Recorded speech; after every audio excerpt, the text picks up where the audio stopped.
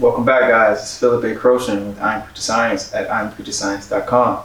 Today we are in Group A of the Movement Master Database, the upper chest, and these are humeral throws. Now, in parentheses, you'll see swimmers right there because this is really what's going on when we're talking freestyle and breaststroke.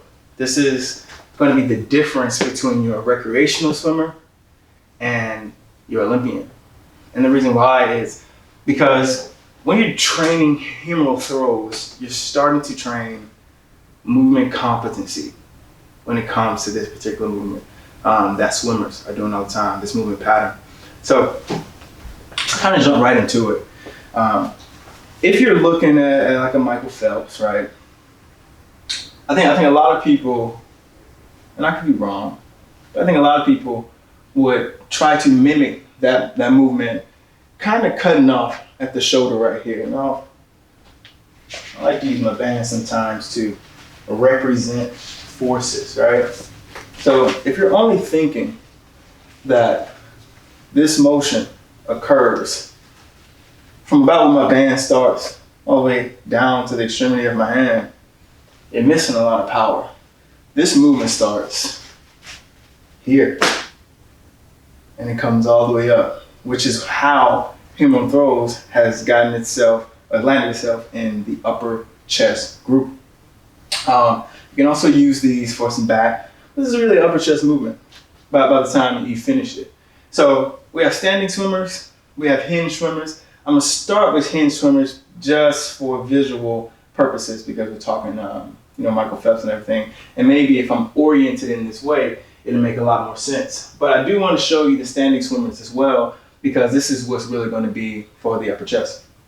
So a standing swimmer, if you're including your serratus anterior, part of your lats, you're going to your rhomboids, your traps, your posterior delts, anterior delts, chest, this whole girdle, right? What's going to happen is this movement is actually kind of crossing over itself right here in the midline of the body rather than being so separate here and here, which is why I can be balanced instead of falling over. So that was a standing swimmer, and I'll come back to that. But I want to show you in the sagittal plane a hinge swimmer. So as you're coming through, you want to make sure your arms are completely extended. And I'm going to show you the hinge swimmer, and I'm going to go into a standing swimmer. So you want to make sure your arms are completely extended. We want to make sure we're hinged at the hips if we're going to start this. And as you come through, reaching out, don't try to find the movement in your shoulder. Think of it like you're a bird and you have wings. And as the chest, think of the chest like a fused breastplate. And it's really working itself. If I start going into my shoulders, I'm going to tip over like this. There's no balance in that. It's not sustainable. Can't even talk through.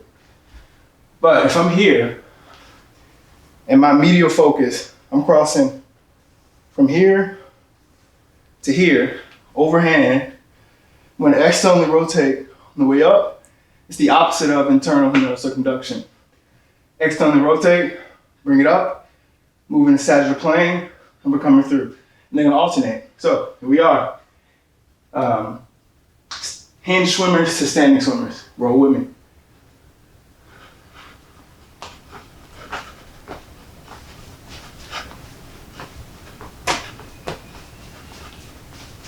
And by the time you're done, as you come through here, you've created a force from the anterior delt, and it's apexing on this midline of your chest. So you can use this as a warm-up. You can use it as a superset.